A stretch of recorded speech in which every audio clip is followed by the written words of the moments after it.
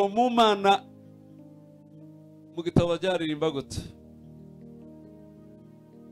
biti ibyiringiro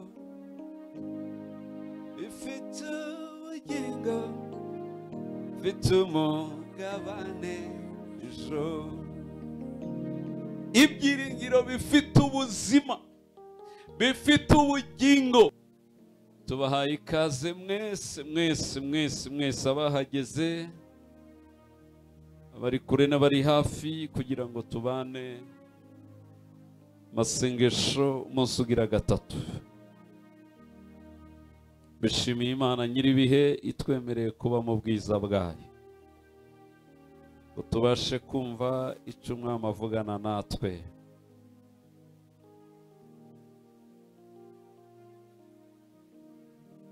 Abiri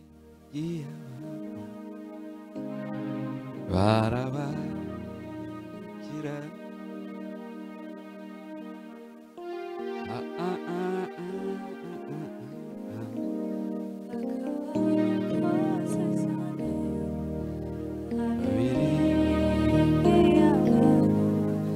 bafite Bibiliya murashaka Yesaya bafite Bibiliya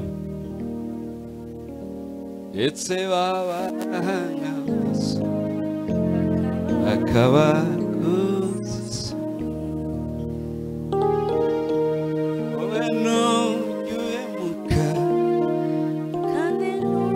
dukoze isoni habwa ikosa Imana yacu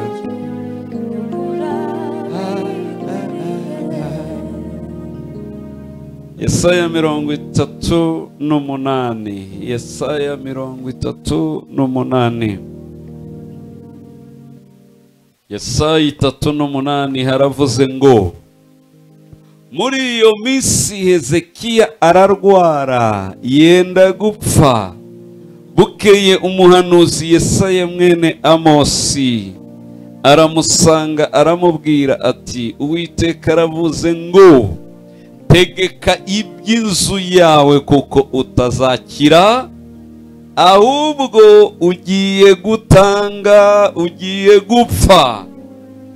Nyumvira iyo nkuru itanzwe n'Imana atari abantu, kuko abantu hari igihe bazitanga bakazitanga bibeshe rwose, nyamara ntibibe byo. Ariko noro Imana itabesha, idasobwa, idapfa kuvuga, akaba ari ibivuga.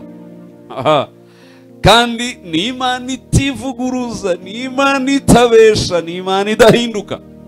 Niyo ibivuze ngo tegeka iby'inzu yawe urapfa. Uyu mugabo yarabyakiriye, uyu mugabo yarabyemeye, uyu mugabo yabigenje ate? Dore uko abandi banyamwuka bajya bamera. Yaravuze ngo nzi yuko ushobora byose, nta nikibasha kurogoya imigambi yawe.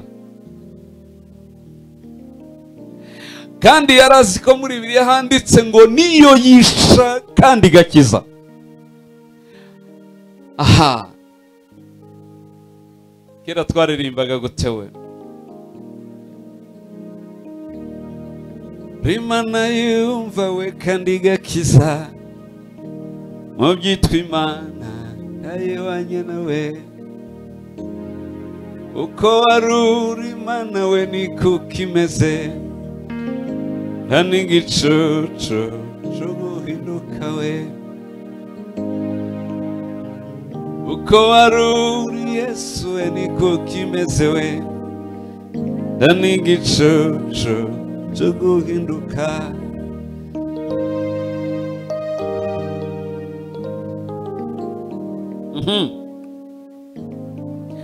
Arabibwira ngo yego ndabyumvise Nyagasani, kandi Yesaya ni umuhanuzi nemera rwose, utavangiye, udahubuka, utavangiwe. Kugira ngo agere aho Yesaya avuga byabaga binyuze kure, yabanje kuyinanira yibwira ntibishoboka, erekana ibimenyetso. Imana yabyerekana, Yesaya akabona kuvuga.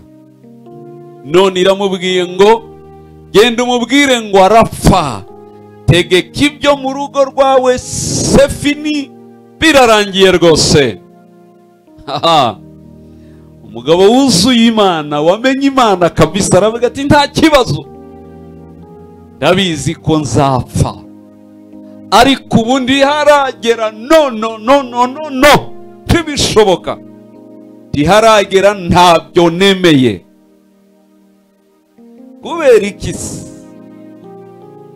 Kubera kudapfa. Uyu mugabo yari afite ibyiringiro mu Mana. Mu gitabo byaririmba gute? Bifite ibyiringiro, bifite ubugingo, bifite umugabane ejo. Ibyiringiro bifite ubuzima, bifite ubugingo, ibyiringiro biri maso, ibyiringiro biza amahame n'amaprincipe y'ubumana. Rebya toke, kubera ko ari wowe wica ugakiza, kubera ko ari wowe ushira ikuzimu ugakurayo, kubera ko ari wowe urema kandi ugashyiraho iherezo, kubera ko ari wowe uvuga kandi ukaba wahindura ibyo ushaka utavuguruzwa. Yaba gupfa urabishoboye kureka nkagenda, yaba kunkiza urabishoboye kunkiza. Rero icyo ntemera ubu nyine simfa. Mana nyiribihe ngorera, ndavuze ngo urupfu rureremba ku buzima bwawe, urupfu rumaze igihe rugushakisha, amakuru mabi wumvishe nk'ayo Yesaya yumvishe, iterabwoba n'ibiguhahamura wabwiwe, ndavuze ngo Uwiteka arabiburizamo mu kwezi kwa gatatu mu izina rya Yesu Kristo. Gemera uvuge haleluya, haleluya, haleluya. Rukuveho, urukurweho mu izina rya Yesu. Hari igihe urara ngo ntibuca, hari igihe ubyuka uti noneho ntibwira, hari igihe uhirwa ukagira ngo noneho biraguhitana, hari igihe indwara zigukubita ukavuga ati noneho birarangiye. Mugiye bavuga ko bitagishobotse, ubwo nibwo Imana ivuga. Imana ndihutiraho, ntinacererwa umwanya wayo, igasubiza hageze. Reka gucika intege, reka no kwiheba, no kurambirwa n'iminsi yo kubabazwa, mu gihe bavuga ko bitagishobotse, ubwo nibwo Imana ivuga. We Imana ntihutiraho, ntinacererwa, ikora ku mwanya wayo, igasubiza hageze. Arabibwira ngo ni wowe wica ugakiza, gupfa ntabyo nemeye. Bene ayo masengesho ni bake bayasenga. Abantu benshi bamubwiye ngo niyo abaganga bavuze ngo turabona byanze, aho bigeze ntibigishoboka. Iyo cyangwa yumvisha bihanuriwe akabibwirwa, yitategereza, nta kundi. Imana ni data twiringira, tubasha kuyivuguruza mu byo n'ubundi abana, umubyeyi ashobora gupanga ibintu abana bakabivuguruza. Imana izayemera kuhindura ico yapanze bitewe nuko abana bayo gusaba nibo bonyine babasha kuyivuguruza. Imana igahindura ico yari yagambiriye. Arabwira ngo simfa. Uzi icyo yavuze asenga? Ezekiya yerekera ivure atakambira Uwiteka ati, ndakwinginze Uwiteka we, uyu munsi wibuke ko najyaga ngendera imbere yawe mu by'ukuri,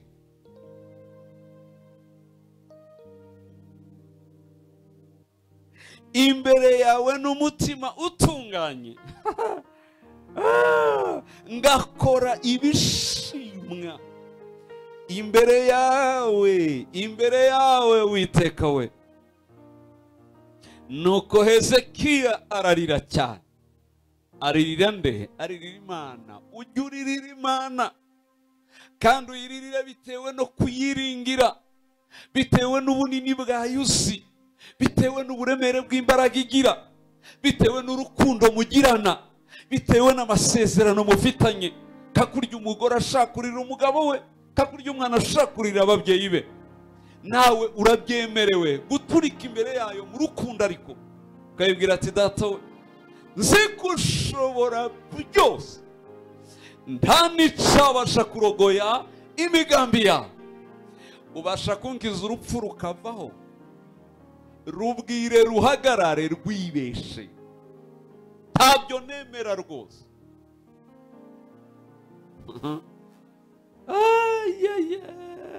Musa aravuga maze ijambo ry'Uwiteka rigera kuri Yesaya riti, subirayo ubwire Hezekiya uti, Uwiteka Imana ya sogokuruza Dawidi, Imana ya sogokuruza Dawidi, iyi Mana ya Dawidi, iyo yavugwaga umuriro warakaga mu Bayuda n'Abisirayeli. Ariko twebwe ubu tuvuga Imana ya Yesu, tuvuga Imana ya Yesu, Imana yazuye Kristo, Imana yamuduhaye, niyo Mana twe tuvuga.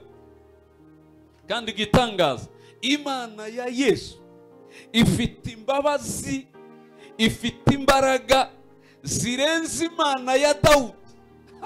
Tibihuye ntibinagereranywa na gato, n'ukuri kose. Imana ya Yesu ntaho bisa mu mbabazi, mu rukundo, mu mbaraga, ntaho bisa ni Imana ya Dawudi koko.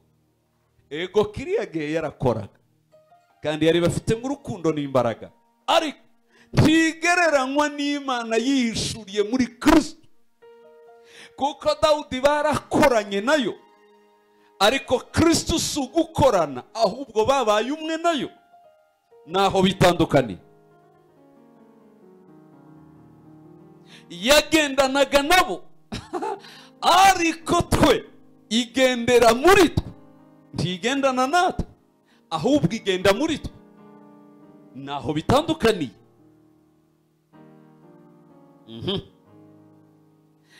Ati, Uwiteka Imana ya sogokuruza Dawidi iravuze iti, numvise gusenga kwawe. Haleluya. Uyu mugoroba Imana ishobora byose iravuze ngo yumvisha amasengesho yawe ya turuwaju. Iravuze ngo yamaze kuyumva, iravuze ngo yateze amatwi, iravuze ngo yakumvise, iravuze lela fonega. Yesu we.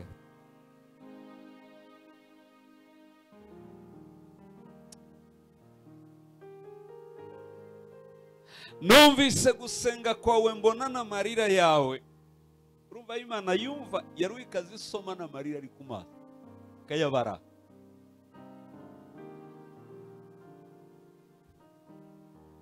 None rero guhera uyu munsi, kubaho kwawe nzongeraho indi myaka 15. Munyumva ico nashatse kuvuga, nashatse kuvuga kwiringira Imana mu gihe noneho yaguteye umugongo, no mu gihe ariyo yaguhaye amakuru mabi. Ejo twavuze kwiringira Imana mu bikomeye, ariko uyu munsi ndi kuvuga kwiringira Imana yerekeyeyo ariyo noneho yatanze amakuru mabi. Haleluya. Ubundi twihagararaho iyo ari amakuru y'abantu, tukavuga ngo ni iby'abantu, ni ibiki. Ariko noneho si abantu bagutaye, si abantu berekeyeyo, si abantu bacecetse, si n'abantu baguhaye amakuru mabi. Noneho niyo ibikoze, yerekeyeyo, iguteye umugongo. Icya kabiri, amatwi yayo ntiri kuyagutega, uri kuyishaka ukayibura. Noneho inaguhaye amakuru mabi ariyo yavuze.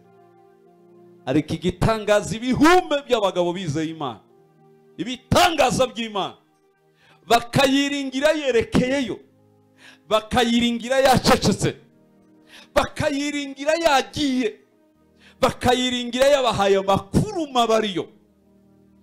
Bakavuga ngo igiye avuga kandi yarangiza ikayavuguruza, igiye avuga ikareba inyifato yayo, ariko ikongera yigarura, ikatwongera dabo, ikadukubira, igakora ibikomeye. Bitewe nuko tugaragaje kwizera kw'ikirenga kurenze kwiringira, kurenza ibyiringirwa. Umuntu yiringira uwo areba, akiringira umwumva, akiringira umwitaho. Ariko noneho igeze ahantu ntikwitayeho, yerekeyeyo, ahubwo iguhaye amakuru mabi, ariko umugabo arayiringira gusa. Aha hantu nimubona murahageze, ngaha habera bajya batsindira bidasubirwamo, bagahabwa intsinzi bagenda n'iteka. Gute? Ntibakibabayika, nta susi, nta ruhagarara, nta terabwoba, nta bireho, nta bizaza byazakatanya na Yesu, nta byano, nta bizaza byazakatanya na Yesu. Gute? Nabimenye ko ari we wuntumyeho Yesaya, kandi ambwiye amakuru mabi, ko wamaze gukuraho kubaho kwanjye, ahubwo amarembo yose urupfu rwamaze gukambakamba wohereje. Umbwiye amakuru ngo sezere umuryango, ntaho ndi busezere. Kubera ko wavuze ngo tugusabe icyo dushaka, ndagusaba ibyo dushaka kandi bingana nuko tubyizera. Sinemera gupfa. Oya, Imana rero irasuyitumye wa muhanuza, ariko ni igitangaza. Uzi kujya kubwira umuntu ngo urapfa, inyuma y'isaha imwe Imana igasaba ngo subiraho umubwira andi makuru asa, biba bigiye nko kugaragaza nkaho uri umubeshi, wabece cyangwa wavangiwe. Nyuma y'isaha ahise aragaruka. Amubonye noneho mu marembo, yikorera amaboko Ezekiya, aravuga ngo Yesaya we, avuye aha kumbwira ngo sezera abo mu rugo.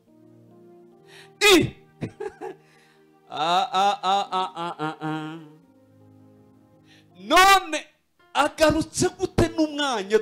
Nukuba noneho ngaje kumbwira ko nta n'umwanya wo gusezera abo mu rugo ukibonetse, ko mpfuye birangiye. Aje noneho gutanga sinyare ya nyuma. Kongera kumubona mu marembo ye ntibyari byoroshye. Ariko wa Mana we, bigenze gute? Agarutse ate? Ariko si igitangaza ko ibirenge byazanye inkuru mbi bishobora kugarukana inkuru nziza.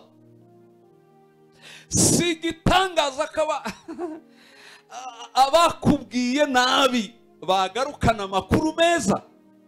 Si igitangaza ko bagize gute,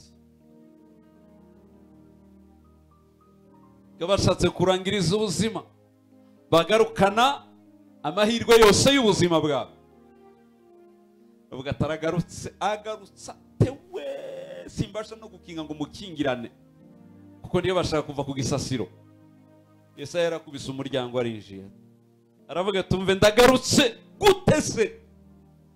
Iravuze ngo yumvise gusenga kwawe, yibutse n'imirimo yawe.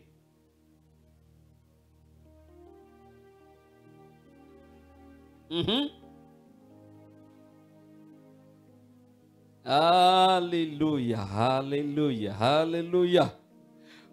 Kubaho kwawe nzongeraho indi myaka 15. Uwo ni Isaya ugarutse, yamubwiye ngo urarangije, nta n'amasaha 3 usigaranye. None aragarutse ati ahubwo noneho 15 ufitemo garanti, habe nubwo inkuba zokubita nta kibazo,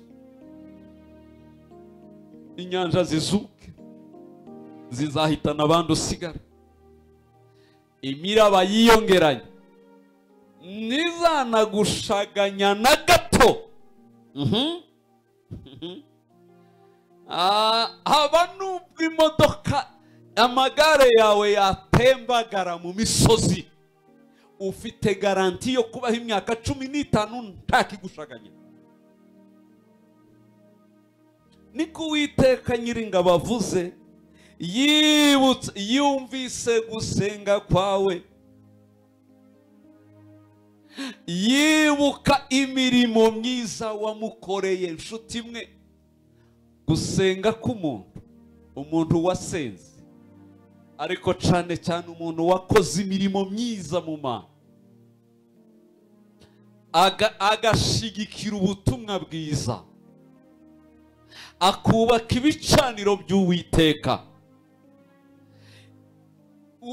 uyu biroroshe kwimwumva. Yareka itese we ko yayibukije, wibagiwe ingoro nubatse, wibagiwe ibicaniro nakubakiye, wibagiwe icubahiro naguhaye muri Isirayeli.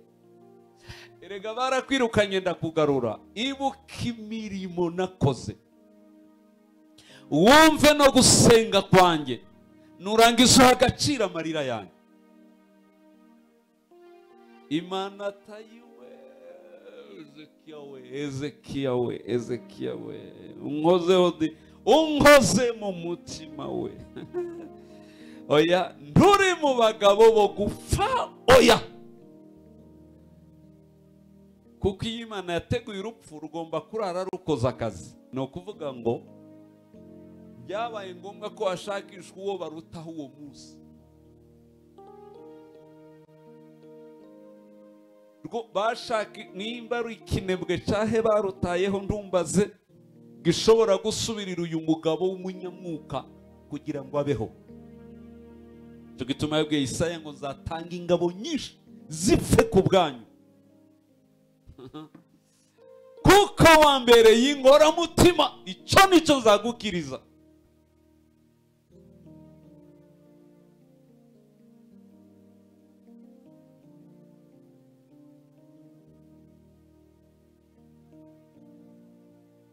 Iki nicyo kimenyetso Uwiteka aguhaye, gihamya yuko Uwiteka azasohoza ico yavuze.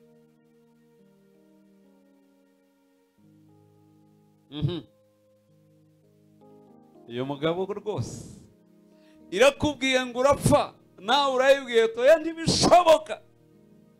Mujye mwangira ibibatera, n'urupfu murwangire. Gire turibesha rwose, mubapfaze indimo. Hari imirimo nakoreye umwami, hari n'indi. Ikindi yavuze gikomeye, ndashaka kubaho ngo nkomeze ndebe ubwiza bwo mu nzu yawe. Kera nasohoye igisirimba ndacacibuka, ariko yego kundira kwibera mu mahema yawe, amahema yawe Mana ni meza. Kundira kwibera mu mahema yawe, amahema yawe Mana ni meza we. Gusa ndashaka kuba mu mahema ndeba ubwiza bwawe, ngo mbeho nkuramya nguhimbariza ahera hawe. Ikuzimu ndibaramya ntaco ngiye gukorayo. Umugabo aracyafite ibyiringiro ko urupfu rwasubirayo rwageze mu marembo. Profete yarwinjije, ariko umugabo uzimana neza uyiringira araruhakanira rurasohoka. Rwageze muri salo iwe ruricara rutegereza isaha. Aruhakanira amaso mu yandi, rusohoka rusubirayo rugenda. Ahubwo hinjira rubisanya n'ihumure n'imyaka yongejwe aba ariyo yinjira. Ibi biva kuki? Ndavuga ukuri kwera. Iyo adahakana, iyo adasenga, iyo adakomeza kwiringira ko yamugarura, agahita yemera ibyo abwiwe n'umuhanuzi, yari gupfa Yesaya kirenga irembo. Ariko abagabo bayiringira bashaka kuyikonvenka bakayihinduza. Mose yarayigondoje arayigarura, yamanura urupfu ngo yica abayuda kubera ko bakoze amahano. Arabwira ati tusubizayo n'inkuru numubaza bazumve ngo wisha abayuda bene wacu, hanyuma se bizavugwewe ngo nge nawe twarananiwe. Tibishoboka. Imana turabizi nyine ko mahanga y'abapagani bashobora kuzaduseka. Mose ati we wari wabitekereje gute?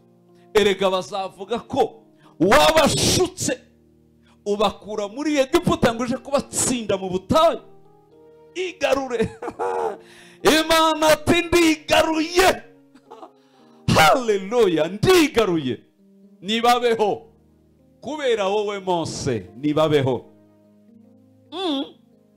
Iwanyu bagiye kubaho neza kubera wowe wasenze. Ibitarahabaga bihabe, ibyari byarahunze bigarurwe n'imbaraga z'amasenga. Wowe hari ibindi Imana izikora ahantu kubera umwe gusa uhari. Hari ibindi Imana izikora mu muryango kubera umwe gusa yemera. Kavuga ati kubera ko mubabaye nawe wababara, kubera ko mukubititse nawe wakubitika, bitumye nanga ko ibi bibajyaho kwanga kumubabaza gusa.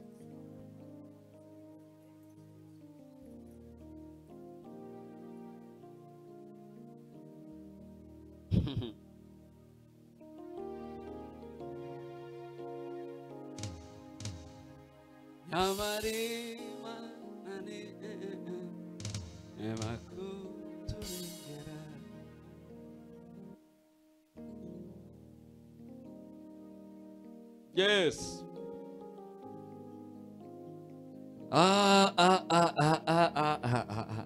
Imyaka 15 arayigaruje mu isengesho rimwe gusa. Kwiringira Imana mu gihe yakuretse, kwiringira Imana mu gihe itakureba, kwiringira Imana mu gihe nayo yatanze amakuru atari meza ku buzima bwawe, ariko kuyiringira bigahindura bijya byose. Hakaremwa ibindi bisha bitewe ko by'ukuri Imana ibiziko. Reka ndebe nimbivuga ku buzima bibiri arahita yakira bibe birarangiriye. Cyo gituma abantu benshi yumvisha inkuru mbi cyangwa bahanuriwe nabi, ahita atangira kuryama ategereje ngo urumva ngo ese ko Imana ko yavuze. Aya ntushobora kubimbwira nge ngo byeme, ntibibaho. Ibyo ntemera simbyeme. Nishaka bibe ari Imana yabikubwiye ngo bimbwe, simbyemera na gato. Ndavuga toke reka mvugane nawe numve, reka nyibwire. Utangira yo kuyibaza mbwira inyungu uri muri ibi, inyungu ukuramo ni iyihe? Nimba irimo nta kibazo, ariko niba nta enter ufitemo urabishaka hiki?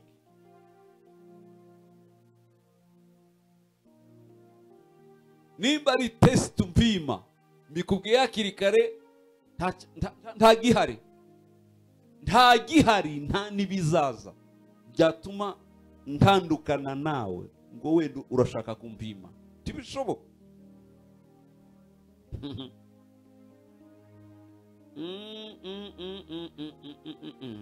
umugabo wa kabiri wiringiye Imana yamutaye yamuretse kugeza imugarukiye igakora ibitangaza. Yobu, umugabo witwa Yobu 14:7 yavuze gute?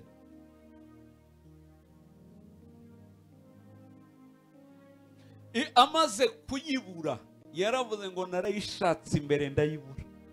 Abwira inshuti, tuzi ko nayishatse imbere ndayibura, ngasubira inyuma nkamara igihe niruka nkayibura, ibumoso ntayiriho n'iburyo narayibuze rwose pe, narabuze kandi maze gutakaza ibyo mfite byose. Ibigaragazo ntaho bitangeze, ibitero ntaho bitageze rwose, hasigaye umwuka gusa muri nge n'ibintu bibiri no gukiranuka. Sigaranye umwuka, sigaranye no kwikiranukira, ibindi byose yabimazeho. Kandi niyo yabimumazeho, mubyumve neza, niyo Satani yabisabye, arayibwira toke. Imana ibwira Satani toke, nta kibazo ndamuguhaye, genda umukubite, genda umusekure, hanyuma niba nta byiringira agira ndebe bimubaho. Ariko avuga iki? Aravuga ngo erega kuri 7, erega hariho ibyiringiro yuko igiti iyo gitemwe shongera gushibuka. Avuze iki? Erega ngemeze nk'igiti cyatemwe, naratemwe ariko ngiye gushibuka. Erega haracyari ibyiringiro yuko igiti iyo cyatemwe congera gushibuka. Nshuti yanjye, ibyagushizeho, ibyakuvuyeho, ibyo watakaje biragarugwa, haracyari ibyiringiro. Komeza ibyo. Yobu yaravuze ngo ibyiringiro, ariko wa Mana, kunda abagabo b'Imana mwakabyara. Arayibwira ngo ibyiringiro byanjye sinzabirekura. Aravuga ngo nzabikomeza, nzabimanukana, nzabiryamana mu mukungugu mbyiyorose. Aha, kandi igihe nikigera bizanzura, nzukane nabyo, sinzabitakaza. Icyo gituma ashaka guhagarara abangerega inshuti zaje kumubwira ngo Yobu, kwibyawe byagushiranye n'Imana yagutaye, ubusuhagaze ute? Zicyo yabwiye, yabwiye ngo mwabagabo mwe nimuvuge make, mumbwire make we, ntimumbwire nk'abarangiza, kuko ijambo rya nyuma rigirwa n'Uwiteka, kandi uwo ngo dufitanye ibanga. Niyo yabwiye ngo muza amakuru se, erega haracyariho ibyiringiro. Iyo igiti gitemwe kiza congera kigashibuka. Iki giti mubona cyo kwa Yobu cyatemwe kiracashibuka. Mpanurire mw'abantu, ibyagushizeho, ibitakikuriho, ibyakuvuyeho, haracyari ibyiringiro. Ndakuraye, biracashibuka, biracyahagarara, biracyagaruka. We ibyishimo wagiraga byaragiye, imbaraga wagiraga zarashize, amahoro yarakurangiranye, urubyaro rwaranze, amahirwe yararangiye. Bizagaruka inshuro ebyiri. Ndahanura mu izina rya Yesu, birakugarukaho inshuro ebyiri. Agarara gusubwira ibyo ubona bikugose n'ibindi, ubwira ngo haracyari ibyiringiro. Yuko igiti iyo gitemwe congera gushibuka, kandi kikajya kigira amashami y'ibitontome. Nubwo umuzi wacu usazira mu butaka, n'igishitsi cyacyo kigahera mu mukungugu, iyo cyumvise amazi cyongera gushibuka we. Ndasaba amazi, ndasaba imvura. Dukeneye imvura, revival, imvura y'ububyutse ihembura ibyasinziriye n'ibyapfuye, igarura amahirwe yatakaye, ikagarura igikundiro cagiye, ikameza amahirwe yose, ikagarura imbaraga zose, ikagarura ca cyubahiro kigashibuka. Ubutunzi bwawe buracashibuka, abana bawe baracashibuka, urushako rwawe ruracazuka. Dutegereje imvura gusa, niyo dusaba mu izina rya imvura we, imvura. Igishitsi niyo bagita ibyo batemye, ibyatemwe ku buzima bwawe. Inkuru nziza ngufitiye nuko imizi batayirimbuye, igishitsi nticyatemwe. Yesaya 11 uzasanga havuga igishitsi. Igishitsi cyavugwaga ari cyo kirimbu cyasigaye. Igishitsi ni Kristo.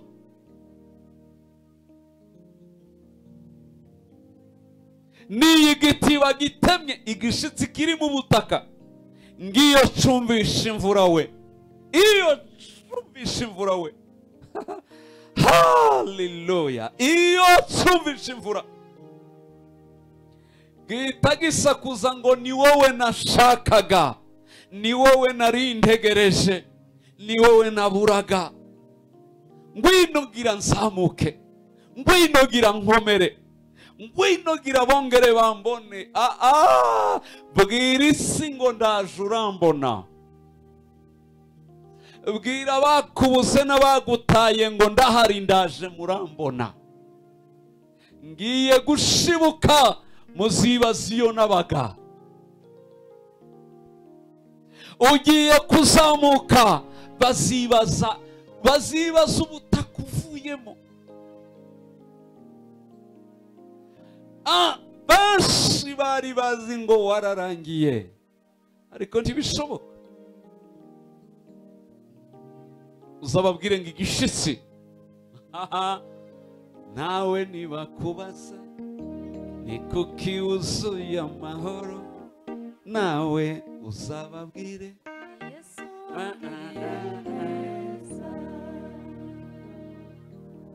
nawe nibakubaza kuko urana ibyishimo, nawe uzababwire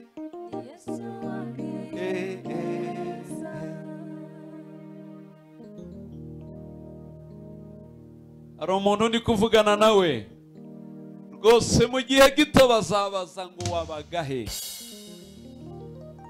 Bari baragusibye no mu mitwe yabo, ariko bose bazatungurwa no gushaka aho babihera kugira ngo bakugereho, kubera ko imvura iraje, imvura imeza, imvura ituma igishitsi gishibuka, imvura igihagurutsa, imvura igihembura, imvura ikizura, imvura ikizamura irahari.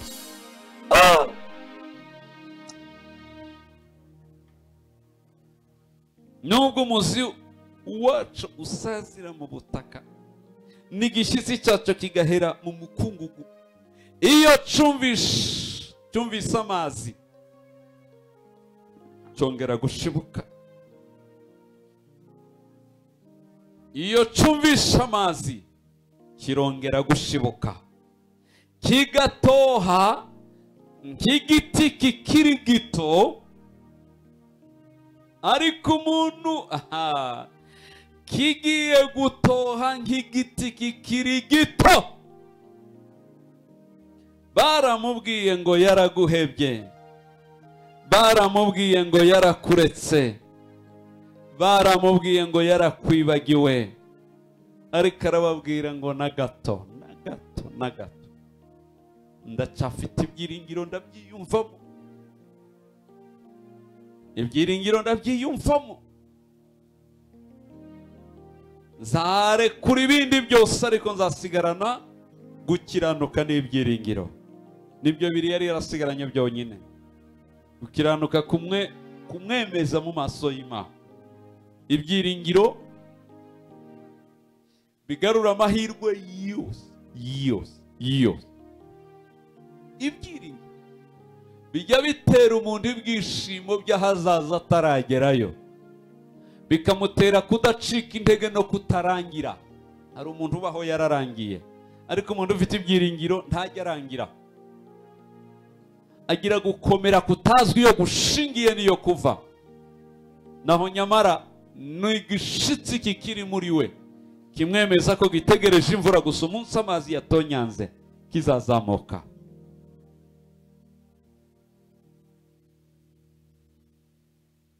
Kwiringira Imana yagutaye utayibona utayirunguruka, ariko ukayiringira kugeza igarutse.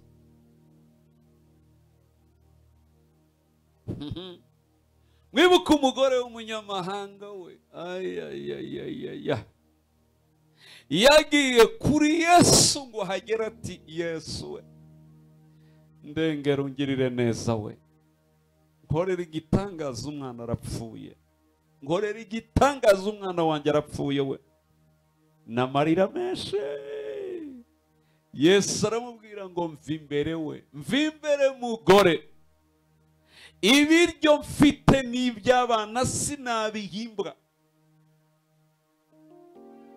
Nyuma yaho warenza hiki. Yesu wenyine niwe ukubwiye ko bidashoboka. Reka kwirusha mama we, mfite iby'abayuda gusa wowe ntibikunda, sinabihimbwa. Mbega umugore kwiringira we, ibyiringiro yari yarabimariye muri Yesu. Yari yavuze gusa ngo nzamubone, nta kindi nkeneye. Nimubona amateka n'ubuzima bizahinduka, nzagira ubuhamya buzamenywa n'abatuye mu isi bose bazabimenya. Gute se? Amuhakanira izuba riva, ariko guhakanirwa na Yesu amuhakanira deje uyu mugore ibyiringiro byose, ubwenge bwose, intekerezo zose yarabirunduriye muri Yesu. Ntagifite uko yabikurayo ngo abigarure, ntibishoboka. Aramureba aravuga ati, habe nukuvuza mbyumvishemo ijwi ryiza ryihumure rwose, nta kibazo.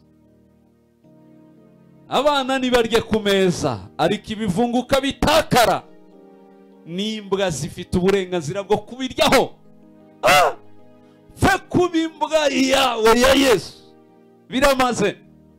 Kwiringira ko ndigufite gusubira inyuma, umuhakanira ureke, sitoki hapa, simpava. Yesu aramureba aravuga ati, nyina wanjye we, nabaho ngahe mbone bene uko kwizera. Yamwisimbwa, ariko mu kanya gato yahise avuga ngo, nyina wanjye we, genda icyo ushaka kikubeho, genda ubihabwe. Ibitangaza nazaniye abo mu nzu yanjye, genda ubihabwe. Otomatika aho abandi basigaye biruka inyuma ya Yesu, wadufashe yageze gutuma umudamu kare yacakiye igitangaza byarangiye, umwana ni muzima yahagaze. Kwiringira Uwiteka mu gihe bigaragara ko yagutaye, mu gihe bigaragara ko atakwitaba, mu gihe bigaragara ko atakureba yerekeyeyo, ariko wowe ugakomeza kumwiringira. Barimbye gutya, zako meza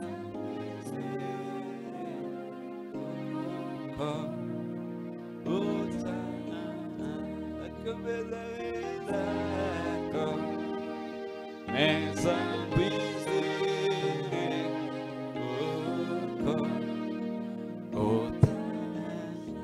akomeza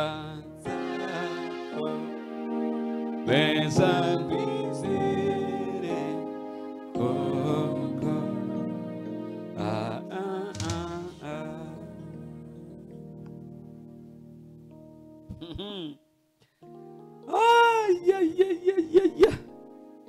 Sisubirayo, sitarudi nyuma kabisa, nitasonga.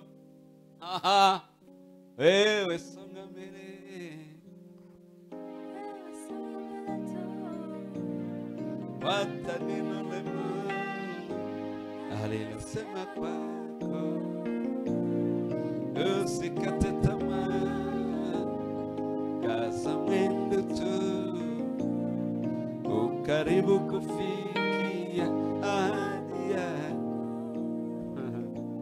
Haijalishi waliyosema kwako, haijalishi mapito yako, angalie historia yako ndogo.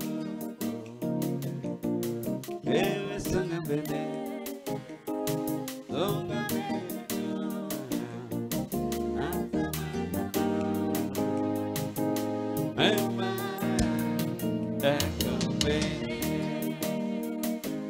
Komerima na mashi tuvuge ngo haleluya, haleluya, haleluya, haleluya.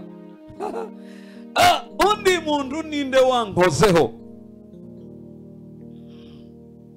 Ana muri Bibiliya, ana we, ana.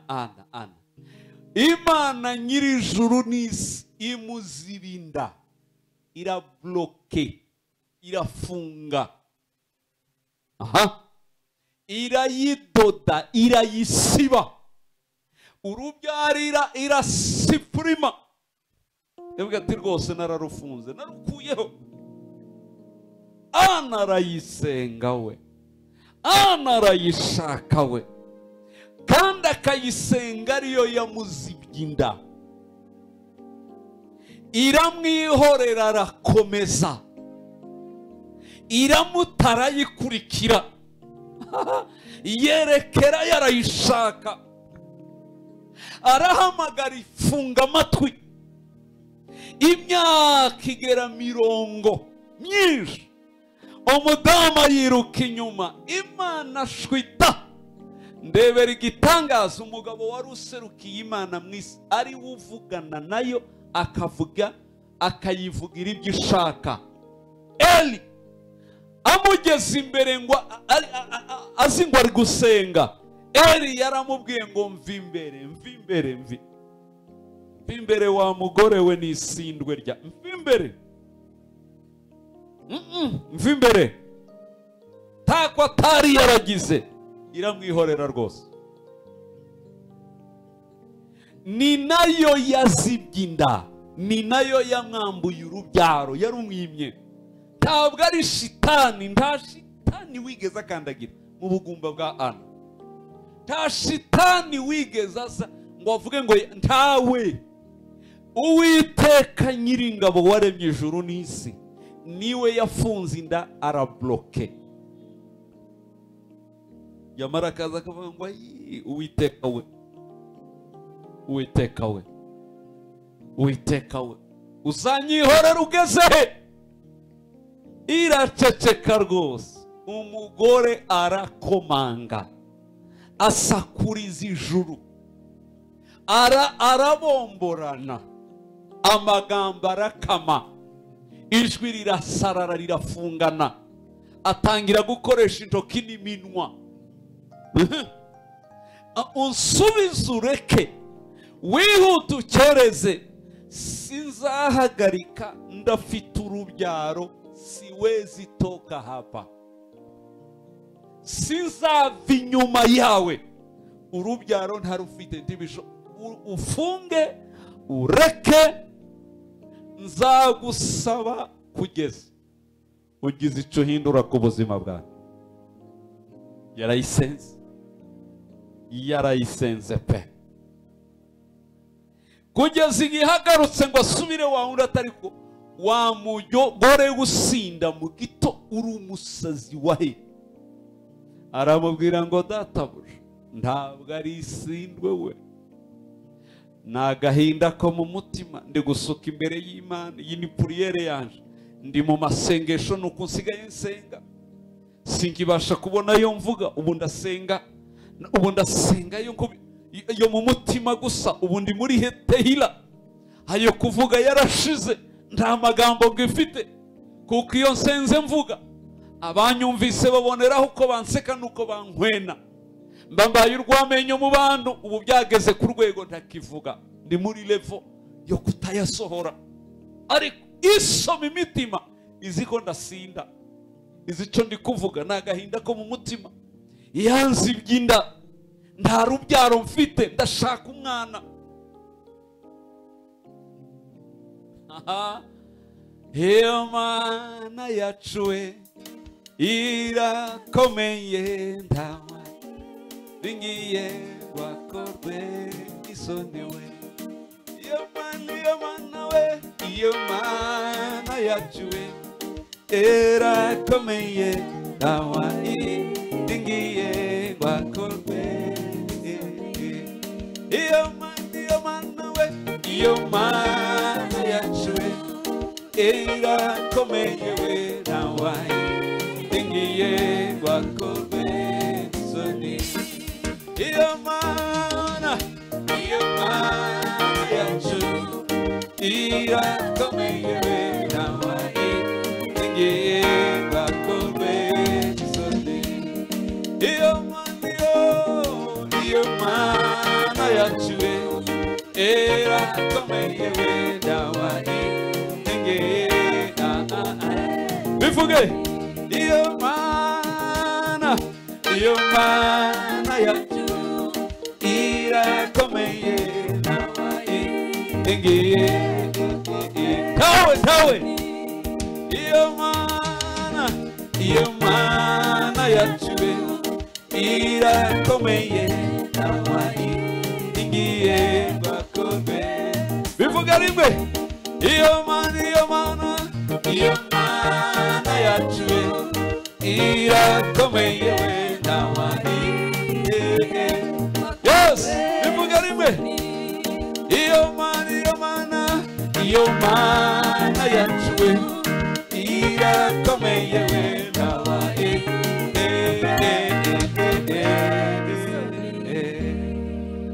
ndavuze ngo haleluya.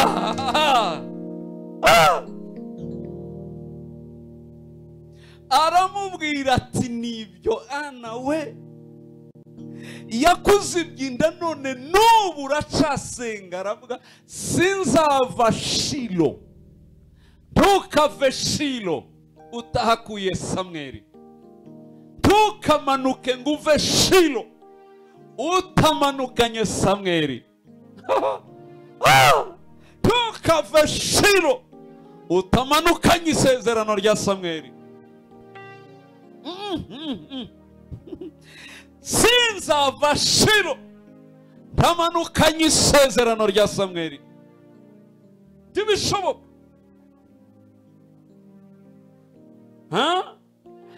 Nuko bimeze. Aramubwira ngo nyina wanjye we, mama we, genda Uwiteka Imana ya Isirayeli ikumvire Ana we, igihe nk'iki uzaba ufite icyo umusaba. Arabikonfirima umukozi w'Imana, arabikonfirima rwose. Ana ati ngiki icyo nari narabuze.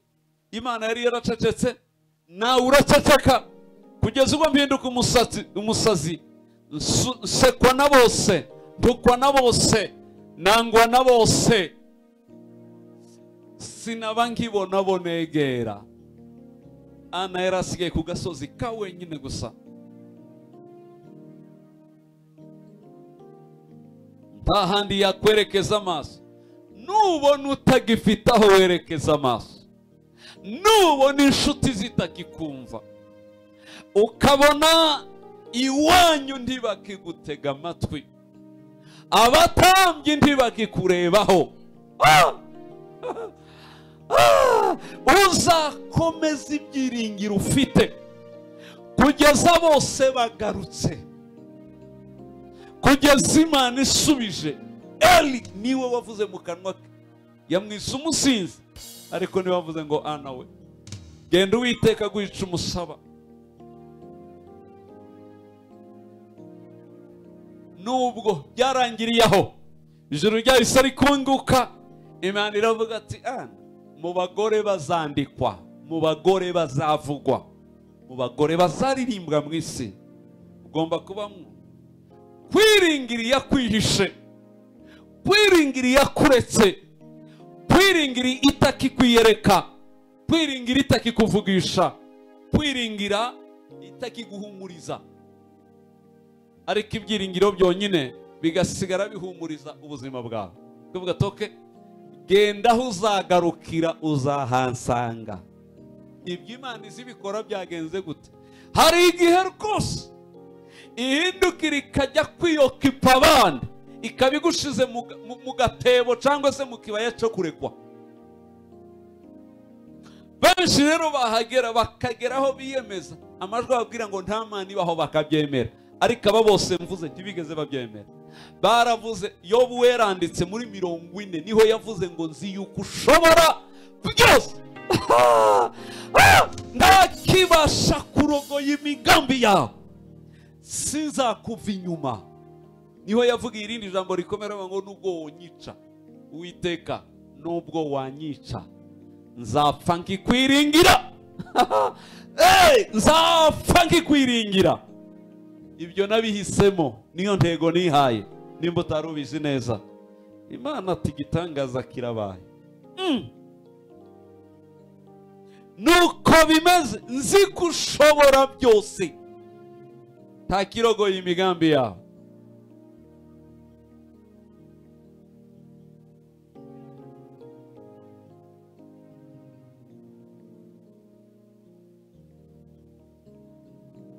Niyo byagenze uko ikagusiga mu kibaya cy'abageragezo, uzahagarara uyiringira uvuge ngo ndahagutegerereje kugeza ubwo uzagaruka ukahansanga.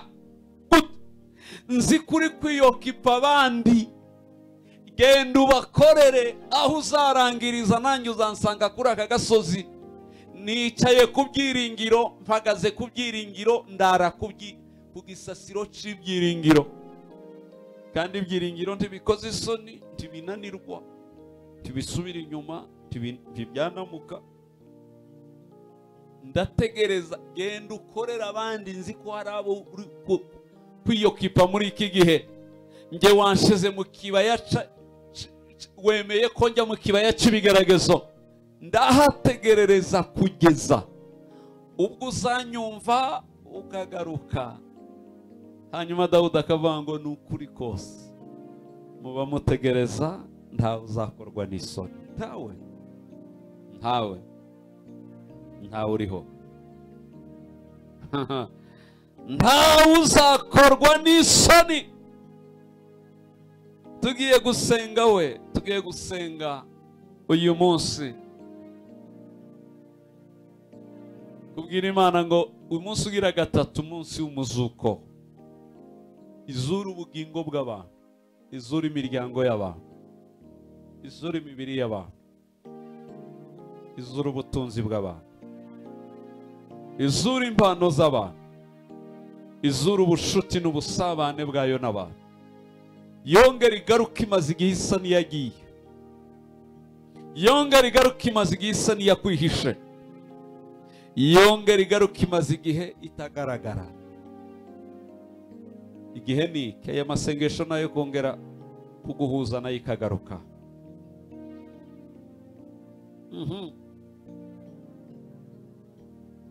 Fatikanya nanje gusengera isengesho twinginga, kubwira Imana ngo